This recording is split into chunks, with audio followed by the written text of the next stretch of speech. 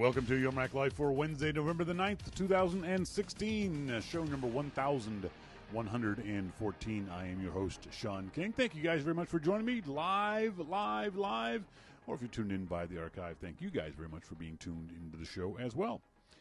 On tonight's show, as always, we'll talk to our good friend Jim Dalrymple of The Loop at loopinsight.com about the price cut. One of the things we'll talk about is about the price cuts that Apple made last week, both to the gorgeous-looking LG Ultra displays that they are going to be matching up on the Apple Store with the new MacBook Pros, and the cables and adapters and dongles and all the other kind of things that Apple has up on the website for the USB 3 stuff, USB-C adapters and stuff.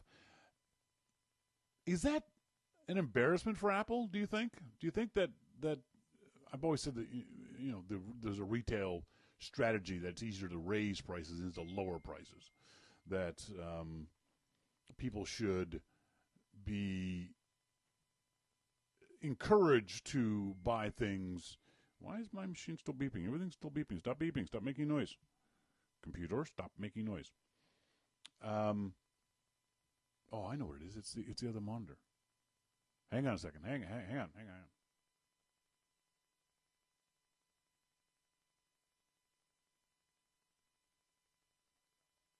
Sorry about that. I got bings and beeps and stuff. I think it's a little bit embarrassing for Apple. One of the things people are saying is that, it proves that Apple's not out for the money. I don't think it proves that at all. I think, in fact, what it says is Apple is out for the money because they're not losing money on these devices at this price. They're certainly not going to be hurting for cash when it comes to the displays or the adapters or the dongles. Apple's not losing money on anything. So what that says to me is they price these things too high, and now they have to drop the price down to what we or they think is more reasonable. I think it's a little bit embarrassing for Apple. We'll talk to Jim about that and other things. We're also going to talk, we missed this segment on last week's show in Starting Point Photography, talking about shooting in the rain. Now, luckily enough here in Vancouver, yesterday was a spectacularly beautiful day. Beautiful and sunny and warm, 18 degrees, think about 60 degrees Celsius, Fahrenheit, which is, unusual for Canada for November. It's pretty damn good. And it turned nice later on today. It's going to be nice tomorrow. But because we here in the Pacific Northwest, Vancouver, Seattle, Portland, this general area, get so much rain in the wintertime. Luckily, it's not snow, but we get a lot of rain. And so for a lot of people, they as photographers, they'll stop shooting in bad weather. Well, you miss a lot of good shots that way. So we're going to talk about how to take good shots in the rain and how to protect your gear in the rain as well, and all that and much more. Oh, we've also got, thanks very much to the nice folks at Soft Torino. We've got 3 copies of Walter 2 to give away to folks. We'll give away 2 on tonight's show, and then we'll do a contest for the third one for next week's show. So that's good. Thanks very much to the nice folks at Soft Torino, Josh and those guys over there. So, now I know the election was last night. It was disappointing to a lot of people. It was exciting for a lot of people. It's going to be interesting for everybody. Good luck, America. If you want to see my political stuff, you can follow me on Twitter. But right here on yourmaclifeshow.com, good luck. I hope things turn out well. The world hopes things turn out well for America. Because as we've always said, what happens in America affects the rest of the world. So we just hope things turn out well. But if you're one of those folks who has decided, hell with it, they're going to move to Canada, and one of the funniest stories from last night was the Canadian Immigration Services website had crashed for most of the evening. So many people were checking out how to immigrate to Canada. The website went down, which is just ironic and funny and silly and weird. But if you're in the market and feel that you need to move to Canada, don't go to Toronto. It's expensive. So is Vancouver. But Toronto's just, come to Vancouver. And I got a place just for you. There is a place that's just gone on the market in Vancouver. It is right downtown. You're not going to get a better location than this place. It has some of the most spectacular views you're going to see in Vancouver. This is from your balcony. This is the view from your balcony. This is the other balcony. This is your dining room. This is your living room. Dining room and living room again. Look at the views that you get at this place. Just unbelievable. You'll see spectacular sunsets in this place. It is an amazing property. It's also, as I go through these pictures, butt ugly. I don't know who owned this place before, but dear God, this apartment is horrible looking. The furnishings and the decor and it's just bleh. Monty says it needs to be redecorated. Yeah, no kidding. It's just awful. I mean, it's huge and beautiful from the point of view of your views, but dear God, whoever decorated this place has no taste whatsoever. This nice little outdoor balcony, outdoor patio spot. And the description of the place is just amazing. It is 4 bedrooms, 5 bath, 8,000 square feet, and only $59 million. $59 million for this place. Just a pittance. Just a mere pittance. It's apparently it's the most expensive home listed in Canada, down on Thurlow Street, right downtown Vancouver. It's a beautiful property, but yeah, but ugly decor. Monty says they clearly did not consult anyone from my team for that decor. No, they didn't. 59 million Canadian. Yes, it is. Which is still, a good chunk of change. That's a lot. I can't imagine spending that kind of money for a home. I know people do, but even if I had that kind of money, I don't think I'd spend it on stuff like that. Yes, it's beautiful. There's no doubt about it.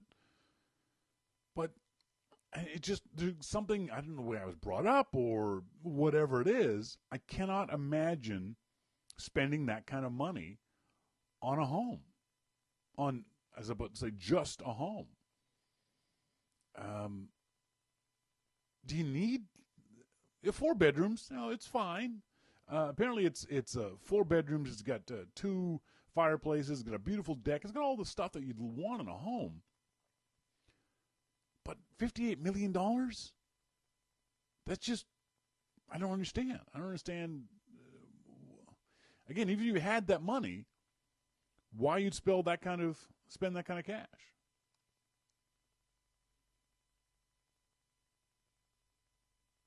Sly already lives in the penthouse level. Well, hiker, you're in the market for a new home. You'd like that place. You got to redecorate it because the decorations are, as you said, just incredibly ugly. Monty, if I had that kind of money, I'd do a lot of other stuff. Yeah, I don't. I don't see the value in, frankly, any home for $58 million. The home I would build for myself wouldn't cost 10% of that. Because, yeah, you want a nice home, but that just seems to go well above anything that's even slightly reasonable. Even for Vancouver. And Vancouver's a very expensive home buying place, expensive place to live, expensive place to rent, all that kind of stuff. But there's nothing in my brain that tells me that that's something that, oh yes, that'd be good value. No, I don't think it would be. I can't imagine that would be a good thing. I was going to ask you guys how much your homes cost, but I'm not going to do that. But would you buy, if you had the money, would you buy something like this? Is this something that's in your psyche? Let's assume you have Bill Gates money. Would you spend that kind of money, almost $60 million, for a home? For a place to put your underwear? It's a place to watch TV. It's a place to make eggs. I don't see it. I don't see the value. I don't see the need, the want, the desire. Is it to show off to the people? MacMan says, if I had Bill Gates or Warren Buffett's money, sure. Really? DH says, I saw one Vancouver high-rise had trees in the roof patio. There's several of those, actually, DH. There's a couple that have got full gardens at the penthouse level. But, yeah, I can't conceptualize the idea of why you would spend that kind of insane amounts of money on, well, frankly, anything. I just think, as I'm thinking in my head, what would I spend $1 million on? That seems to be, I think it's my mental level of I'm not going to buy anything that costs more than $1 million. Artwork? No. Cars? There's probably one or two Ferraris I'd buy for that kind of money. A home? Certainly. A home I definitely spend $1 million. In Vancouver, that's pretty much your minimum. I can't imagine any other objects I'd spend that kind of money on. I don't know. It's interesting. The interesting thing about it is I don't know if it's a values thing or is it just because I've never owned a home, I don't see the value in owning a home. Maybe that's it. I don't know. Send us an email to onair@yourmaclifeshow.com if you have any thoughts about that or anything else along those lines. Always happy to hear from you guys. Enjoy hearing from you guys, so appreciate it. Later on in our starting point photography segment, we're going to talk about shooting in bad weather, mostly in the rain, how to protect yourself and your camera, and how to get good shots. We'll talk about that. And up next, we'll talk to our good friend Jim Dalrymple of The Loop at loopinsight.com. This is Your Mac Life.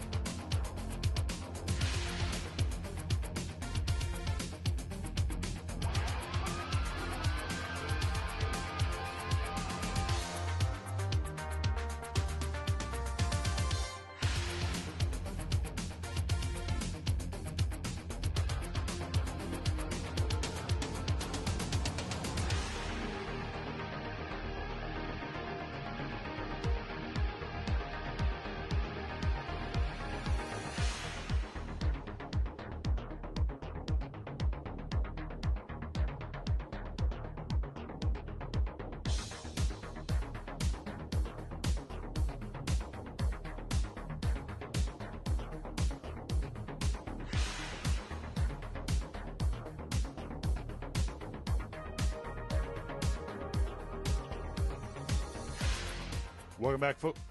Welcome back, folks. This is Your Mac Life. I am Shawn King. Joined on our phone now by our good friend, Mr. Jim Dalrymple of The Loop at loopinsight.com. Jim, how you doing?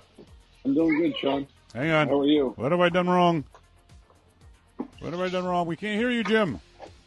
I'm here. I know. Hang on. All right, now can I hear you, Jim? I'm here. Oh, crap. What have I done? What have I done? What have I done? Oh, there you go. You did something. I'm here. What? That was on you, because I heard something click on your end. I didn't do anything. All right. That click you heard was me getting a beer. Then all is right with the world, no matter what happens. So, yesterday was U.S. Election Day. Did you vote? Because you're not supposed to. Yeah. You're not allowed. So, I don't even know. I don't even know what we're going to talk about tech because holy shit. Well, you know what? There is something interesting to talk about tech, and I mentioned this on the pre-show. Last week, Apple announced that they have lowered the price, dropped the price of those 4K and 5K LG displays by 25%. They've also cut the price on USB-C adapters and cables and Thunderbolt cables. Is this an embarrassment for Apple? They seem to have, the tone seems to be that they felt not forced to lower these prices, but certainly they heard the backlash, they heard the complaints about it, and they dropped the price. Is this embarrassing for Apple? I don't think it's embarrassing. I mean, if you look at what Phil said about the online orders, there's a ton of them. Oh yeah, absolutely. You know, so are they falling short of their sales projections, or it doesn't seem like it. So, but I think in my mind, Apple does have a responsibility to help people with a transition. Yeah. So if they're going to take USB ports out and, all card readers and all this kind of stuff, then okay, help us out with the cost of the dongles, and they did. So I was very happy about that. Do you give any credence to the oft-heard complaint that people who are spending $2,000, $3,000 on a laptop shouldn't bitch about a dongle that costs $20? No, I don't. I mean, because a lot of people, pros, music pros that I know, they're spending their hard-earned money on a computer, and I don't care what you're doing, whether you're a pro or you just want a MacBook Pro because of the power. If you're spending your hard-earned money and you have to spend more, I understand. I sympathize because I'm in the same boat. I mean, I had to go to the Apple Store today and buy a dongle to hook up my my Universal Audio Thunderbolt 2 thing. So hey, I'm with you. And did I like to go out and spend that? No, I didn't. But if I want to use my MacBook Pro with this thing, then I have to. So I think it's a valid complaint, but I think Apple is doing its best to try and make it better. Doesn't this mean, though, the prices were too high to begin with? Because as I said earlier in the show, that Apple's still not losing money on these. They're not losing money on the displays. They're not losing money on the adapters. They are still going to make money, obviously not as much. But doesn't that mean that these devices were priced too high to begin with? That Apple's still going to make money on them? I don't know that I agree with you there. Yeah. You think Apple's losing money on this deal? I do. Yeah. I really do. For adapter to go from, keep in mind, and we've seen this over and over again, these fake adapters that, break or catch on fire or, whatever it is. I mean, Apple's don't. Yes. So they put quality, they put everything into making their products, including the adapters. So, when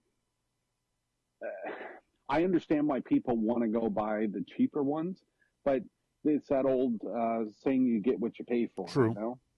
And I I don't necessarily think that this is a situation that you should go cheap. Arcsign in the RC chat room says Apple messed up and has to make up for their errors. Do you agree with that?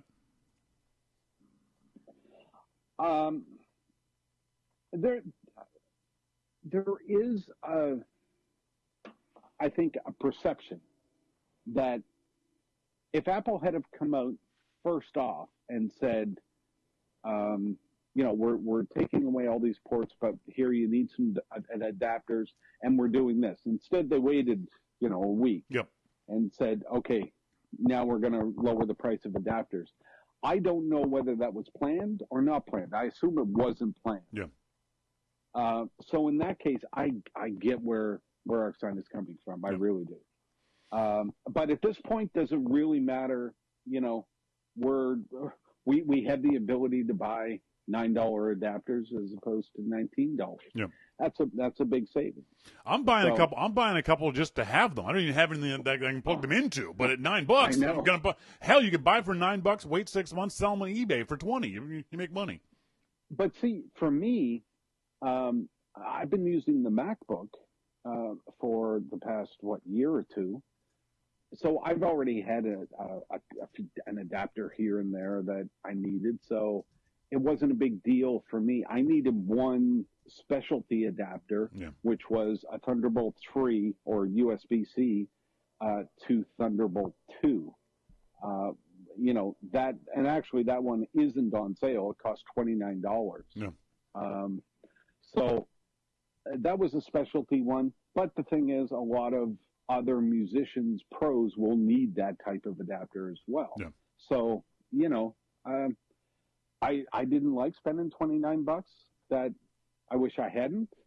I wish I hadn't had to. I'm glad I have it because now I can fire that MacBook Pro up and start creating music on it.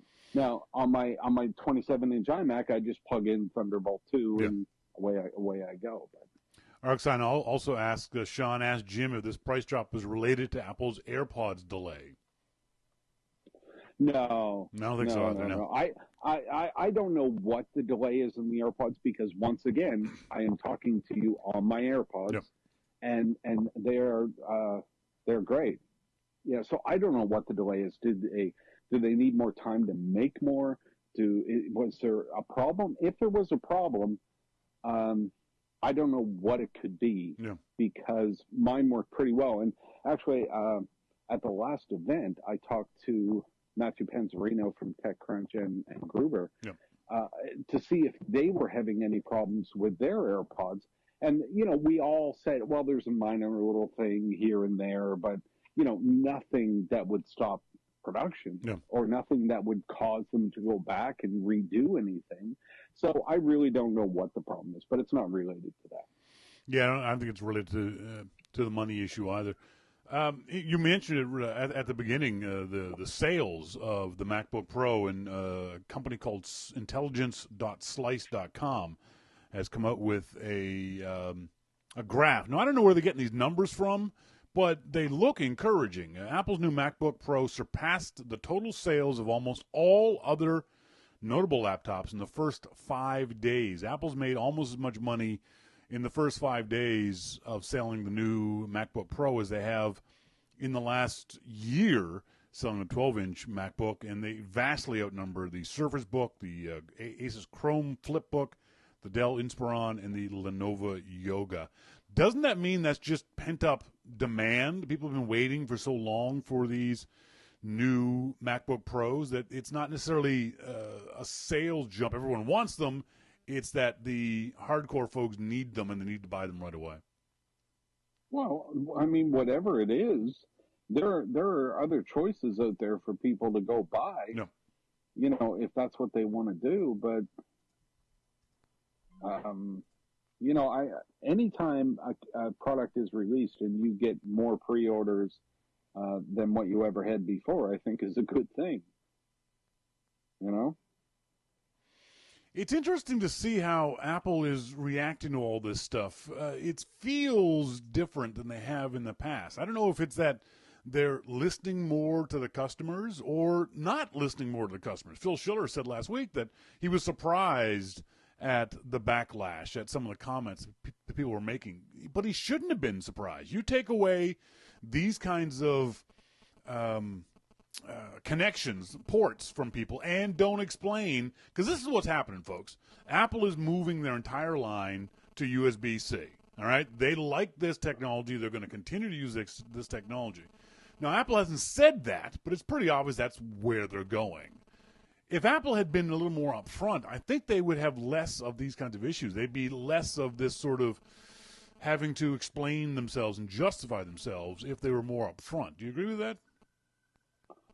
Well, yeah, of course. I mean, you know, if they were more upfront with things, then. When you're Apple and you're used to innovating like they have, it's very possible that they were surprised with the backlash that they got. You know, because that's they're innovating like they always did. Yep. And all of a sudden people are hating on them. Mm-hmm. You know, so for Phil, you know, does that mean that Phil is out of touch? I don't think so at all. I think Phil was genuinely surprised at how much backlash there was. Yeah. And to be perfectly honest, I think a lot of that is because of our expectations of what Apple was going to release. True. You know, because we always seem to outdo what the product is. Our expectations are so high. And because we learn of everything, you know, a few weeks ahead of time with rumors and stuff like that, then we still expect more. Okay, we already know about that. What else? What else? Nothing? You don't have anything else? Really? Well, that's a sucky product. Yeah, that's right. Yeah. You know, and that's not really fair. Yeah, agreed. So yeah, I think a lot of folks have made the justifiable claim that if those, I'm not blaming the rumors, but if this was taken in a vacuum, then these would be pretty damn good machines. I think we could, like you said, it's everything else that surrounds this machine that makes us target it for disdain for a lot of people. One of the things that I've seen a lot of, and it's a very interesting discussion when you take away all the stupidity of it, Jason Kalkanis says, it's amazing to see how much Apple is disappointing their core loyal pro users with overdue, underwhelming, and confounding releases. Is this a part of the problem of we no longer know what a pro is? 20 years ago, a pro was a guy who did Photoshop. A pro was a guy who did audio, who did video. A pro was someone who did graphic design. We knew what a pro was. Nowadays, we don't know what pros are anymore, do we? Well, I think you're bang on there. I mean, a pro could be me. I could be a pro. That's right, yeah. You know, I make music. Does that mean I'm a pro? Well, not necessarily, because I don't release music on the iTunes store or by CD. But do I do some of the same things that a pro does? Yeah, I do. Do I have some of the same equipment? Yeah, I do. So when I do a review of these things and I focus on music, because that's where I am on music, the pro musicians will be able to look at that and say, okay, I get where you're coming from there, and I can see what you're doing. You know, a graphics artist may look at that and said, you know, that means shit to me. Yeah. I don't understand a word you're saying. But the pro market, I think, has expanded, whether we want to consider the people pros or not. It has expanded to, you know, a guy in his garage. Yeah.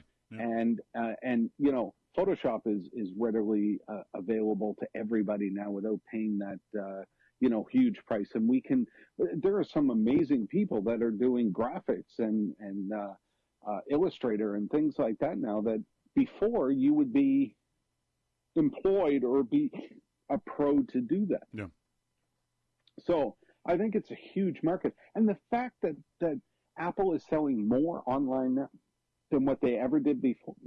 Excuse me. But I need to drink a beer. Yeah. What they ever did before. I think it says a lot. People are yearning for these machines. They Sure. want the power, and it has a lot of power. I think Robert Falk, I don't know who he is, but it's an interesting comment. He said, I think most people don't classify as pros as much as a lot of them would like to think they do. I think a pro is classified as someone who, when we're talking about pro computer users, if you're trying to make money using that computer, no matter what you're trying to do, I think that makes you a pro. So even without the music aspect for you, you use your laptop to run the Loop Empire. That makes you a pro. And but you don't need the power of a machine that does Photoshop. You need something with a lot of battery life that's light, so you can travel with it. So I think the pro needs have changed so much that those old school pros can't recognize the fact that Apple can't build a machine for everybody anymore. To be clear, I used a MacBook Air with 4 gigs of RAM, plugged in a Universal Audio Apollo Twin, and recorded music in Pro Tools on that computer. Yeah. For quite a while. It was out of necessity. That's what I had. And if I wanted to and I'll tell you, when I started setting it up, I was sure it was not going to work. Oh yeah. And it did. Not only that, I didn't have any problems. Now, when you take one of the new MacBook Pros and throw in 16 gigs of RAM and throw on all that same stuff, I'm flying. So it's not the big deal that some people are making it out to be. Yeah, I agree. I think part of it is that the pros, the old school pros, remember when in a lot of ways, they drove Apple. They supported Apple. They propped Apple up. But that's no longer happening. I don't think Apple needs pros anymore. The folks at techpinions.com had an interesting article last week that kind of tried to break down how many pros Apple has. Apple has approximately 100 million users out there, and according to them, and this is a number they're pulling under their butts, but it makes sense, only about 8 million of those are actually what you would call pro users. That's a very small piece of a very large pie, and Apple maybe has just said to themselves, you know what, we're not chasing that market anymore. We'll make what we make, but we're not going to make things specifically for that market. I remember back in the days, a name that's going to be dredging up in your memory, Don Crabb. Don Crabb, the great writer for the Chicago Sun-Times, passed away many, many years ago. But he was constantly banging on Apple to make a machine that had 5 video card slots in it. And we're like, 5? What the hell for? Because he was that kind of power user. He needed 5 slots. Well, no one needs 5 slots anymore. So Apple has moved away from building those machines that had all this stuff in them and said, you know what, this is our limit. We're not going any further with that. And it makes the old school pros angry, sad, depressed, whatever it might be. I think that's a big issue there. There's an issue between pros who feel that they need expandability, and this has always been a problem for Apple until the Mac Pros, the Silver Towers came out, where you could open them up and stick PCI cards in and do all this. And I was one of those that did it. I had Universal Audio PCI cards in there so that I could work on music and stuff and not worry about anything. But I didn't need to worry about the power of the computer, and I don't think I need to worry about the power of the computer now. Yeah. In fact, Universal Audio has also moved on to Thunderbolt, so that I don't need to worry about that either. Now, what I do need to do is buy a $29 dongle in order to get it to work. Yeah. And again, am I pissed off about that? Nah, not really. Do I wish I didn't have to do it? Sure. Yeah. But in order to get the power and the MacBook Pro that I have, that's what I needed to do. So, I'll do it. I did. Arctime makes a good comment. He says, Apple can design for niches or design for the future they see serving everyone. That's the new Apple, guys. For you old school guys, that's the new Apple. They're serving everyone and not just these narrow market niches that made the money back in the late 90s and early 2000s. They have to expand. They become a company not only globally in their market, but globally in their view and in their product lines, too. They're not going to be making those machines specific to a Photoshop user. And, No, he's absolutely right. Yeah, I agree. And that's going to piss off some people. But you know what? It's not going to piss off so many that it hurts Apple. So someone... You know what? It's going to piss off people until they actually use it. Most of the people that have complained about the MacBook Pro have not actually used it. Yep. I have. I've been using it since the event. Yeah. It's a powerful computer. And you mentioned earlier that anybody that makes money with a MacBook Pro, with a computer is a pro. Well, yeah. I don't need a MacBook Pro in order to run the Loop Empire. I could do it in a sheet of paper if I had, an iPhone. But that's how big my empire exactly. is. But I could do it on a MacBook Air, which I have. I could do it on a MacBook, which I have. Up until a week or two ago when the event was, everything was done on a gold MacBook, 12-inch. And I was perfectly fine. Now I have a MacBook Pro. And, that just means that I can put some music stuff on there. And I could have with the MacBook too, or could have with the MacBook as well. But I have a 27-inch iMac that I normally use for that. But in my dedication to bringing relevant news to people, I'm putting all the music stuff on the new MacBook Pro. Yeah. So I think one of the most idiotic headlines this past week was from the Motley Fool. Will Microsoft Surface Studio crush Apple's Mac business? Oh God! How? It's one of those things where yes, it will. Yes, it will. You win. That's right. You win, Motley Fool. Now piss off. It's one of those articles that just so remarkably tone deaf. That is how did it get past an editor? Because the first thing I think of is they're not going to sell a lot of those Surface Studios. They're $3,000. They're cool, but they're $3,000. There are probably maybe 500,000 people in the world who are going to buy that thing if they're very, very lucky. It's a great machine. I want to go to a Microsoft store and play around with one, but there is no way in hell I'm ever going to need to buy one of those things. And I'm a heavy photography user, so that would be a good machine for me. But there's no way in hell I'm ever buying that machine. That's the first time I've ever heard anybody say they would like to go to a Microsoft store. I know. That's how cool the Surface thing is, man. That's how cool it is. I just want to see it in person. I'm hanging up now. But the idea that this is somehow, I think what's happening is Apple's given up that business, saying, hey, we're not making as much money as we want. There's money to be made there, yes, but we're not making as much as we need or want to in order to do the R&D and do the marketing and do the sales, so we're not chasing that market anymore.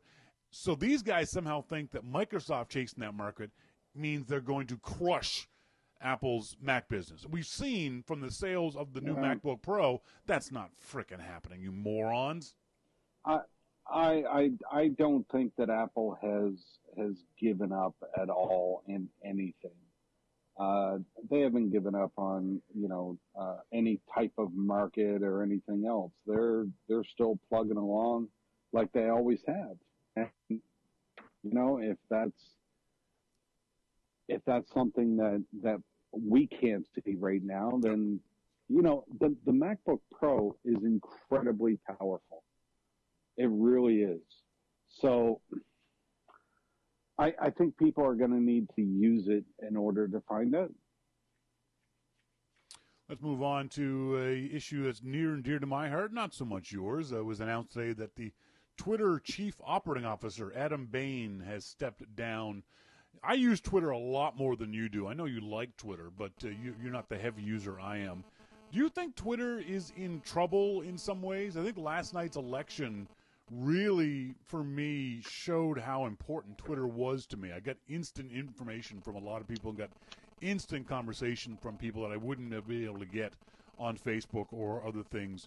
But there was the stories last week that Twitter was up for sale and that any number of people were thinking about buying it, but for various reasons it didn't. Is Twitter in trouble? Will it be around a year from now? So, yeah, it'll be around. Okay. But let me ask you this. Do you think that Twitter is one of the world's most known brands? No. Okay, come on. I mean, if you tell somebody in Germany, tweet, are they going to know what you mean? The average person? Yeah. I don't think the average person would know. Oh, come on. In developed countries, you said the world. So my first thought was there's some kid in Uganda. No, I'm not talking developed countries. Come on. Well, you got a problem with brown people? Don't start with me. Don't start with me. Jesus Christ. Not after last night. Don't start with me. Here we go. Twitter is one of the world's most well-known brands. Yes, I would agree with that, especially in the English-speaking developed world. Yes. And only among white people, apparently. Jesus. Us brown folks are playing basketball. Yeah. So they put themselves up for sale, and how many people wanted to buy them? None. Yep. So do I think they're in trouble? Yes. Yeah. I think they're in trouble because when you take a company that has one of the most well-known, I'm not saying best brands, I'm not saying most financially sound brands, just well-known. When you take a brand like that and nobody wants to buy it, you're in some shit. One of the interesting things I remember reading about with regards to why Disney didn't buy it was because of Twitter's problems with trolls and misogyny and racism. That Twitter has never, for whatever bizarre reason, never been able to get that under control. And therefore Disney didn't want to have any piece of it because Disney's brand would be antithetical to Twitter's brand. And that kind of makes sense. I kind of understand that. But one of the things I think is an issue with Twitter is that everyone seems to think that Twitter should be the next Facebook or should be as big as Facebook. I think Twitter's market share, numbers, sales, whatever it might be, are valued far too high. If you lower your expectations of Twitter, I think Twitter is a perfectly good business that's growing at perfectly good rates, just not as astronomically fast as some of these folks seem to want it to be. And that's kind of scary because it means that Twitter will start chasing after those kinds of things without making sure the company is in good stead. And I think the chief operating officer leaving today, that's not a good sign. That's after all this other sort of stuff. Apparently there was some tension between him and the chief financial officer, and that's never a good sign either. But it worries me because I like Twitter. I like Twitter a lot more than I like Facebook. Facebook I might check once a day. I check Twitter every 30 seconds. Yeah. So I need and want Twitter, especially in these kinds of times that we're going to see over the next 4 years in America. I prefer to get information via Twitter, even though I double check it regardless, than I do via Facebook. I like the interface. As a user, I like a lot of things about Twitter. I certainly wish they would get the troll situation and the spam bot situation under control. And I think it's embarrassing for them that they haven't after all this time. Agreed. Can't argue with you there. Speaking of embarrassing, Samsung apologizes for the Note 7 in full-page newspaper ads. Oops. Does this? Yeah. And then the stories came out that they not only are their phones exploding, now their washers are exploding too.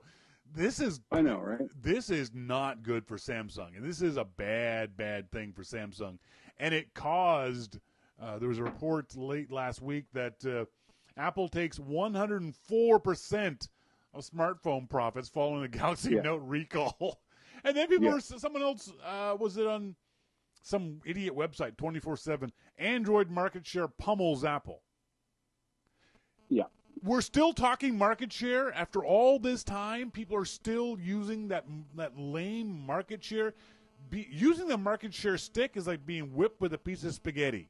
It breaks instantly. It makes no sense. Apple does not care about market share if they're making 100% of the money. Yeah. I mean, it's got to make you wonder. You know, you can have all the market share because Tim Cook and Phil Schiller are laughing their asses off That's right. as They're they still cashing the as checks. as they make 100% of the cash, and you know, and you can see it. You can see it every day because people, stores will say, "Oh yeah, come on in and get a Samsung phone and get 15 free phones if you sign up." Yeah. Do you ever see that with Apple? Never. No. Never. They say, come on in and buy one for $500. We'll give you a second one for $600. Exactly. And people flock to. And we'll do it. You know? And we'll do it. Yeah, no kidding. Folks, I've been talking to Jim Dalrymple of The Loop at loopinsight.com. He's here each and every week. Thanks, Jim. Appreciate it, buddy. All right. Thanks, Shawn. Talk to you later. Bye. Bye. Yeah, it's 100. I think the official number was 104%. Apple's making 104% of the profits. It sounds silly. I know there's a mathematical way of figuring that out, but don't worry about it. But it's, yeah, how anybody can bang on Apple for a lack of market share. And it's true. The market share dropped like 12% last year. It's under 10% worldwide. It's much higher in developed countries, but worldwide, I think it's under 10%. But Apple doesn't care. They're making all the money. There's no more money to be made. Apple gets it all. So market share makes no difference to them at all. If they get more market share, great. That's just gravy on top of a huge pile of cash. But they, honest to God, do not care about market share. Market share is utterly irrelevant if you're not making any money. Samsung, I think, has got near 40% of market share numbers. 40% of all the phones sold in the world are Samsung phones. And it doesn't matter because they're not making any money. So anytime someone brings up market share, tell them to go pound sand because they have no idea what they're talking about.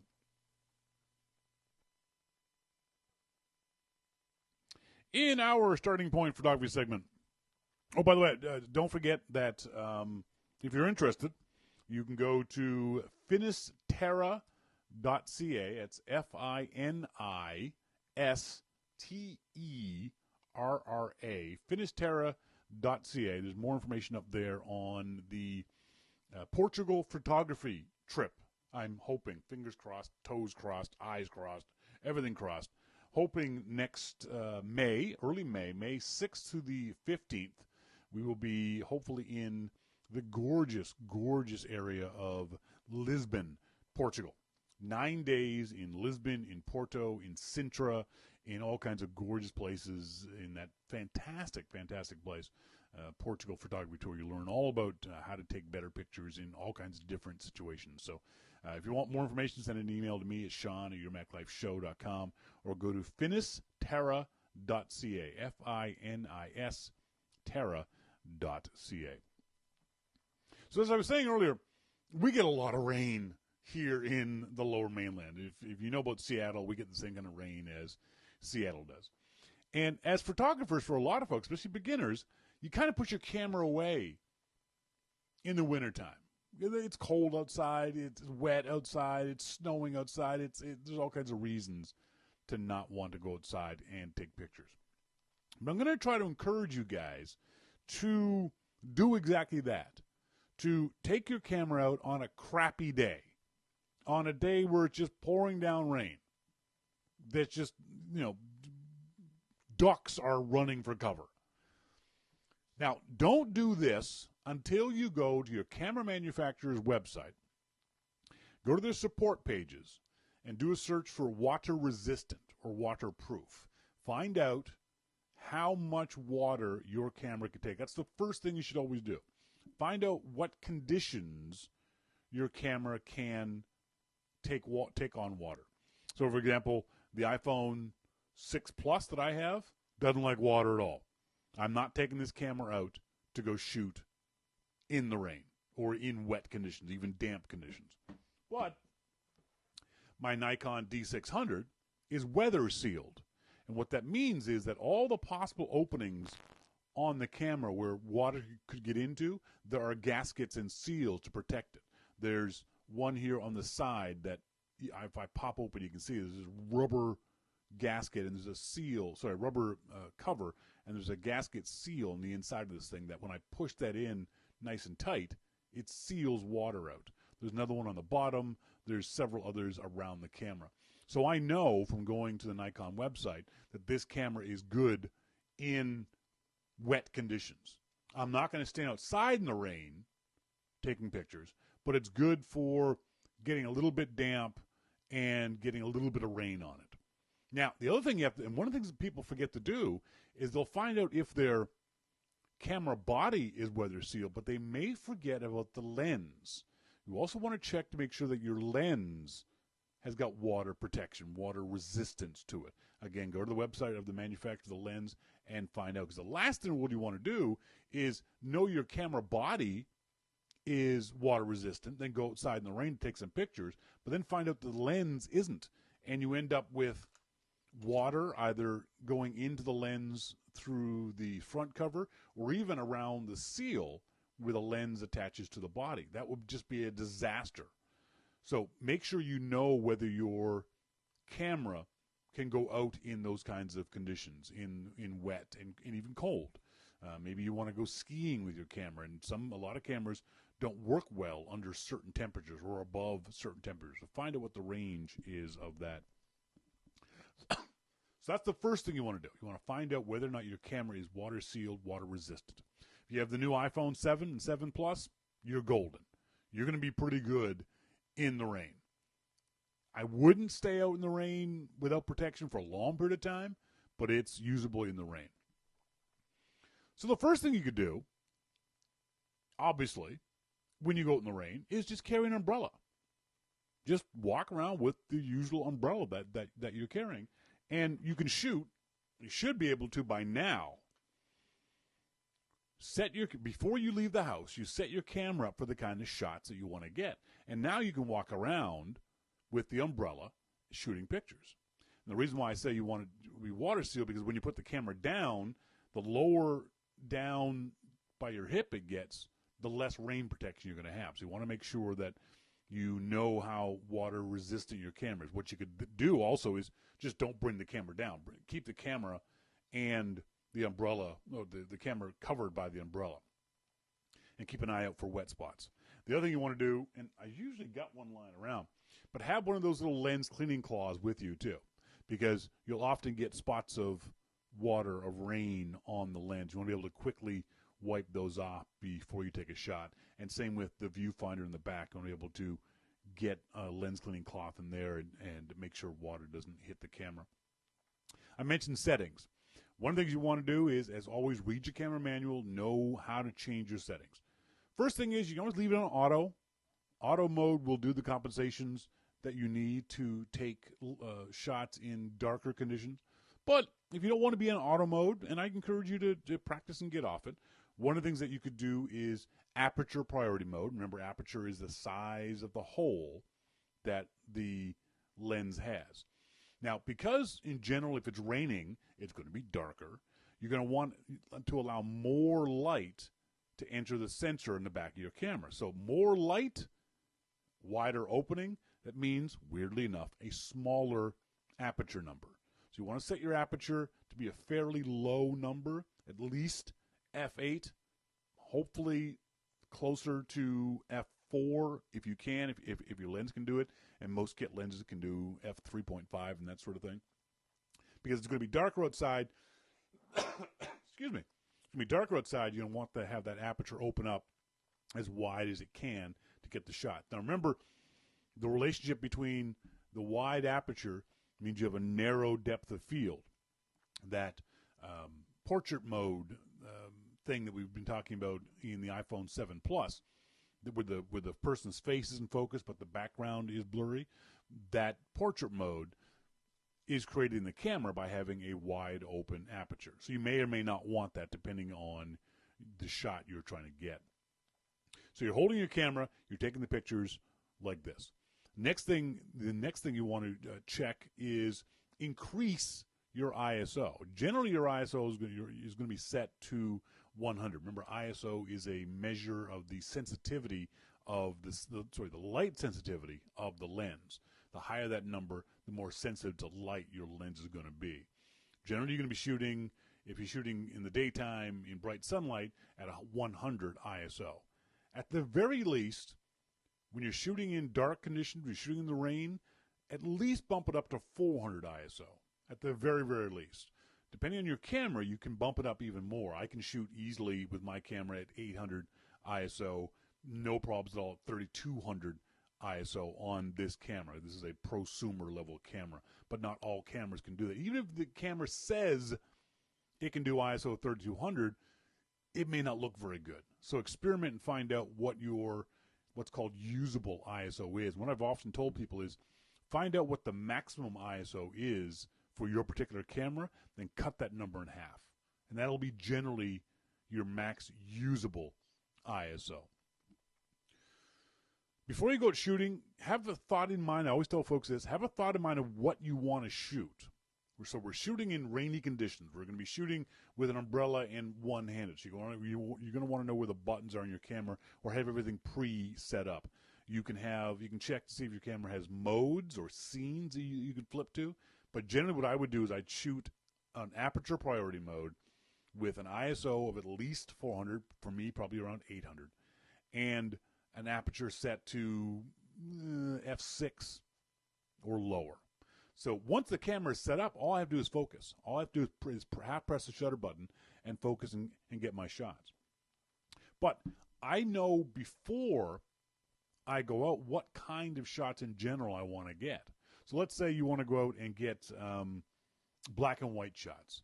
It's a dark, dreary day, and you want to get pictures of people with umbrellas and hunched over, and you want to get that kind of moody gloom kind of thing. So you can shoot in black and white in your camera. If your camera does it, the iPhone does it. You can actually switch your iPhone so it will shoot in black and white. So you want to get your camera set up for that before you even go outside. You want to have the idea in your head, this is what I'm going to be shooting, so this is what I'm going to be looking for. Another thing I'll often do, one of the things that I want you to do if you go shooting in the rain, look for reflections, look for puddles, look for the sheen of light, look for windows where you can get a picture of the window and someone walking behind you.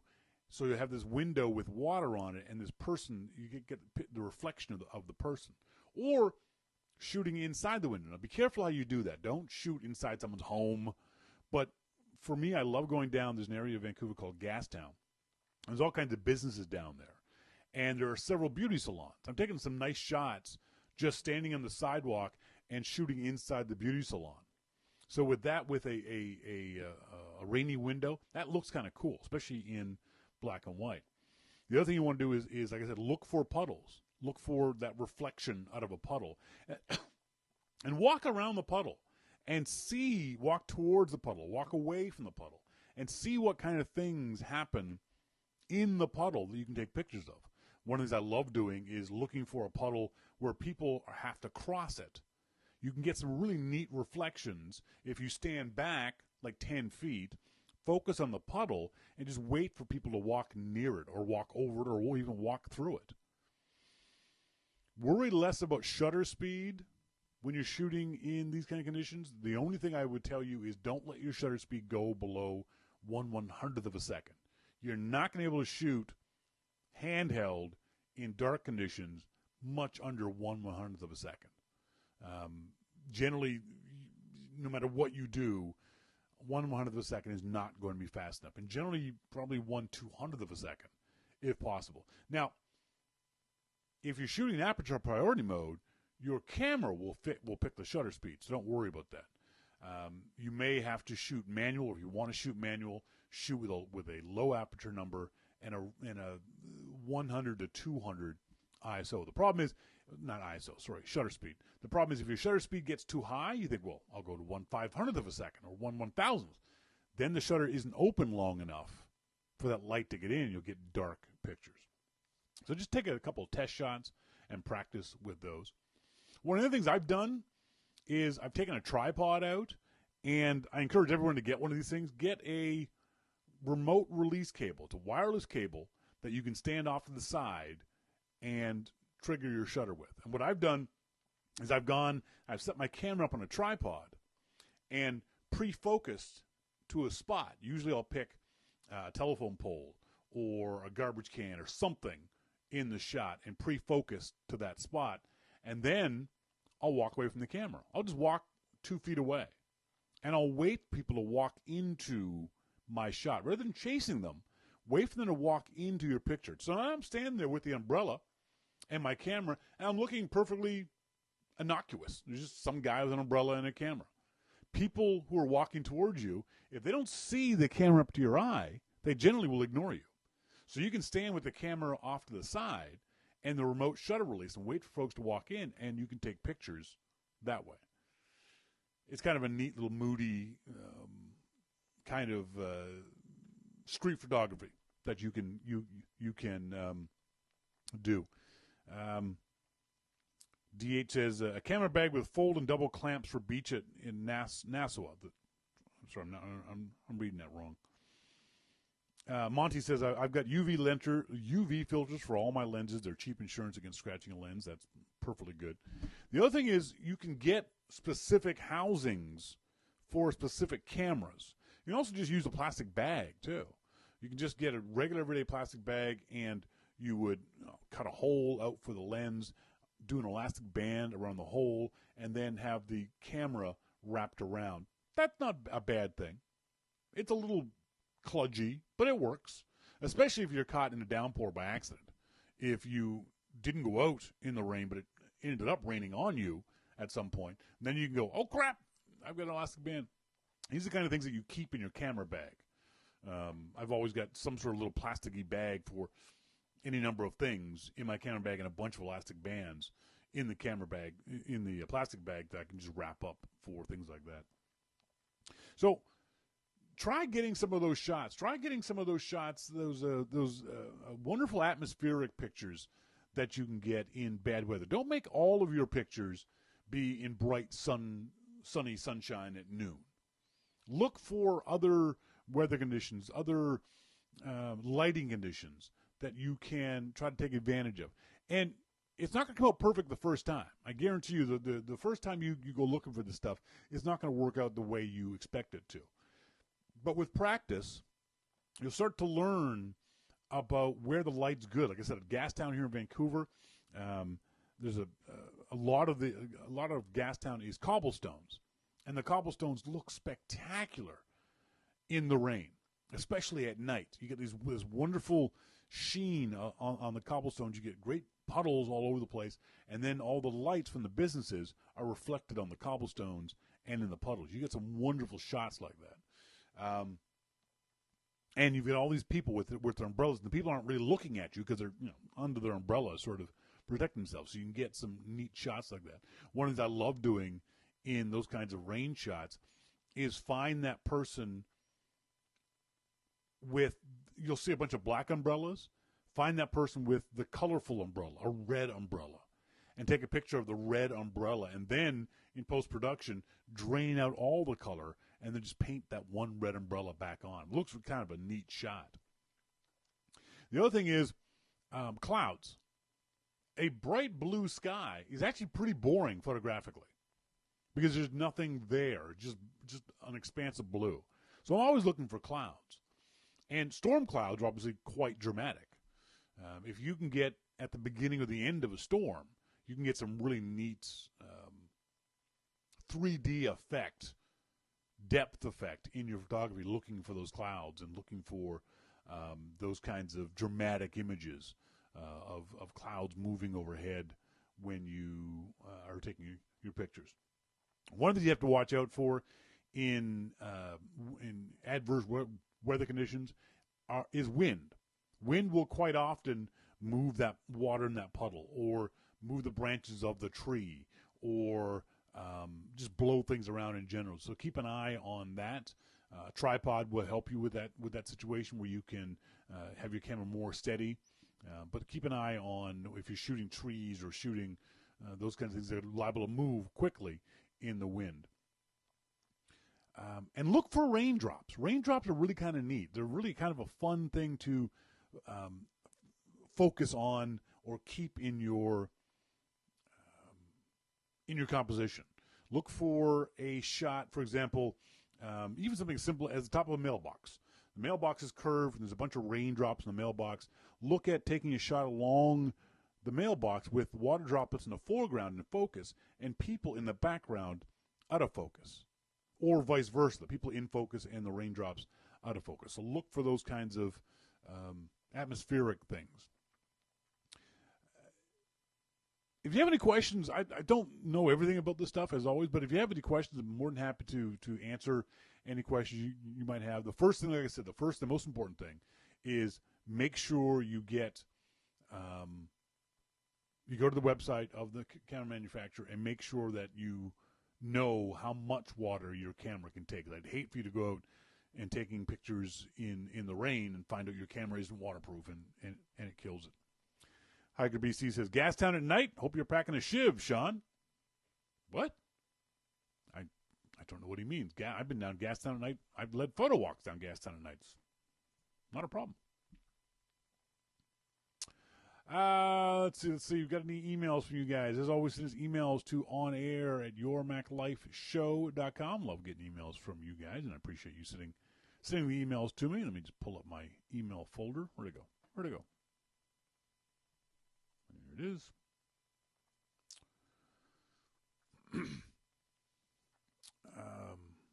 From Frankie in Philadelphia. Why is my camera delaying to take a shot? Well, Frankie, there's any number of reasons why. You don't tell me what kind of camera you're shooting. If you're shooting an old point and shoot, there's this thing that was called shutter lag. And what it was is when you push the button on the shutter, there would be a half second to a full second delay before all the inner workings of your camera got their poop in a group and opened the aperture so you take the picture. So the problem with those shots is you had to sort of pre-click. So if you want to take a picture of a car going through your shot, you had to take the picture before the car even got in the shot and then take the picture. Another reason why, if you're using a more modern camera, is many cameras won't shoot unless the image is in focus. Have you heard that beep when your camera focuses? You know, we all know that sound of. Can you hear it?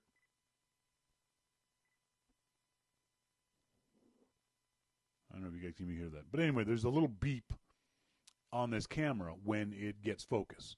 And then the camera will take a picture. And actually, it's a setting. I can set my camera to do that.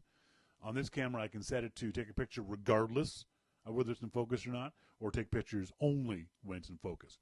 So if you find that's happening to you, is if you're taking a picture and you're pushing the shutter button down and it's not taking a picture, check to see if it's in focus. Check to see if you hear the sound of the focus and that you see that the image in the viewfinder is in focus. It's probably what the problem is, that the camera isn't in focus. And as Monty points out, something I've done several times, the camera might also be in self-timer mode. Is the delay always the same amount of time? Yeah. If you push the shutter button and it still takes 2 seconds, you may have done what I've done, which is left the camera in shutter mode. Sorry, in timer mode. Enrico Rydell says, I'm browsing Kijiji. Kijiji is the Canadian version of eBay. For a new used DSLR, a Canon. How many clicks can a sensor handle? I'm looking at 2 Canon D40s with around 10,000 to 13,000 clicks. My old D30 sensor has died, but I was unable to find out how many photos were taken with it. Enrico, it's not a matter of the sensor. The sensor, yes, it's a physical object and it will die eventually. But your sensor can take a lot more images than the shutter mechanism on your camera. That sound you hear when you push the button of the mirror moving up out of the way and the shutter curtain opening and closing. Generally, you're looking at in the 50 to 100,000 range, depending on the kind of camera And you can find that information out on websites like DP Review and others of how many your particular camera in general. There's no hard, fast rule. There's no rule that says at 45,000 images this shutter will die. It's a very broad range. If you're looking at used cameras that have got, you said, I'm looking at 2 Canon D40s with around 10,000 to 13,000 clicks. I don't know where you found that information out, but I'm betting that if it's from the seller is telling you how many times the shutter has opened and closed. 10,000 to 13,000 times. Now, one of the things you can do is, and I'll try to find the website for you, is, because I've got it somewhere around here. If someone can find me the website, that'd be great. The website is, you can upload a picture to the website, and it will look at the metadata in your picture and tell you how many shutter clicks your camera has done, that lens has done. I'll either do a Google search on your own, or I'll try to find it for you. That's a more reliable indicator of how many clicks your lens has gone through. Remember, it's a lens that has, sorry, it's not the lens. The body has the shutter. And as excuse me, as folks are saying in the IRC chat room, MacMan says sensor can handle millions. Probably it's the shutter. I think Nikon rates theirs at like 100,000, but 150 to 200,000 isn't uncommon. And 10 to 13,000 is fine unless the camera has been abused. Now, the problem is, Enrico, if you're buying something from Kijiji or eBay or Craigslist, if you don't get a chance to hold the camera, see the camera before you buy it, caveat emptor. Don't be disappointed if something bad happens. Make sure that you can try the camera out, that you can physically meet with the seller, look at the camera, look it over, make sure there's no dings or buttons missing or dents or things like that. Bring along one of your own lenses if you can, and your own camera card, your own SD card or equivalent card. Because one thing you can do is take a look at those pictures on your camera, if they're compatible, if the SD cards are compatible. Or you can dump them on an iPad and look at the pictures there. You want to be able to find some way to take pictures with that camera and with that lens to make sure there's no scratches on things, to make sure that there's no dirt on the sensor, all those kinds of things. So good luck, Enrique.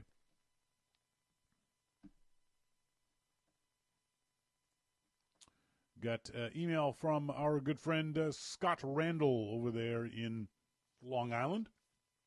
He said, there have been a lot of articles and posts about the new MacBook Pro. The two main complaints I see are, one, a lack of 32 gigabyte RAM option. Now, we know why that is now. That's not going to change. That's a factor of the chips Apple is using. And two, having to buy a lot of adapters for the new port, especially a new Lightning to USB-C cable to connect your iPhone. I kind of doubt that someone paying over $2,000 for a new MacBook Pro will worry about a $20 cable. The thing is that even though I would not want to buy any of these, I think that within a year or two, all Mac models will be using these ports exclusively. I do think the desktop models will keep the gigabit Ethernet port. Once that happens, we'll also get new cables. OWC announced they are making a Thunderbolt 3 dock. This tells me all future Macs will have the USB-C Thunderbolt 3 ports. You'll need a dock like this for a while to connect your old peripherals. We'll have to wait and see what Apple does. I really hope they keep the MacBook Air around for at least 1 or 2 more years. I don't know. I don't know if the MacBook Air has got that kind of legs to it. I wouldn't be surprised that after, as I think I said in last week's show, after this Christmas, we'll see the MacBook Air officially die off of Apple's website. This is what Apple does. Apple avoids having these legacy ports lying around for too long. We saw, I think someone told me that up until about 2 years ago, you could still buy a laptop, a Windows laptop that had a SCSI port on it. Apple doesn't do that. Apple says, there's the future. We're going to that future. We're not looking at the past. Yes, it's going to hurt people. People are going to be pissed off at us, but that's the future. And I understand people being upset because now they have to carry around a bunch of dongles. But in a year's time, people who buy a new machine in a year's time won't have to worry about it at all. Apple, one of the reasons why Apple goes to such great lengths for battery life is because part of their assumptions are that you won't be plugging in a lot of things. So you don't need a lot of dongles, a lot of adapters, a lot of cables. You're just going to be sitting there using that laptop. Now, whether that assumption is right or wrong is different for every single person. But Apple is saying this is who we see as our predominant use case. Folks who just use the machine. They don't plug in an external hard drive. They're using the cloud. They don't plug in an external monitor. They're traveling. They're in Starbucks. They're in airports. They don't plug in their iPhone. They're using a wireless connection, Wi-Fi, for their iPhone. So Apple sees that customer as being their biggest block and builds machines for that customer. The ones who don't fit into that range, and how wide or narrow that range is up for discussion, are forced, if they want to keep those legacy devices, to find various kludges and workarounds for this stuff. And yeah, if you're one of the guys outside of that range, it's kind of annoying. I've been there. I understand what you're saying. But this is Apple's decision. This is the way that they're going to go forward. He says, well, I do think the new MacBook Pros look great and will have more than enough power for the users needing to do high-powered work, such as 4K video creation and editing. I still would have liked to see the rest of the lineup upgraded. Well, everybody would, Scott. There's no one out there who wouldn't wish a particular model, whether it be the iMac or the Mac Pro or the Air or whatever, get upgraded. That's not what Apple's doing. I know I'm not a customer for the new MacBook Pro, but what it predicts will bring some temporary chaos.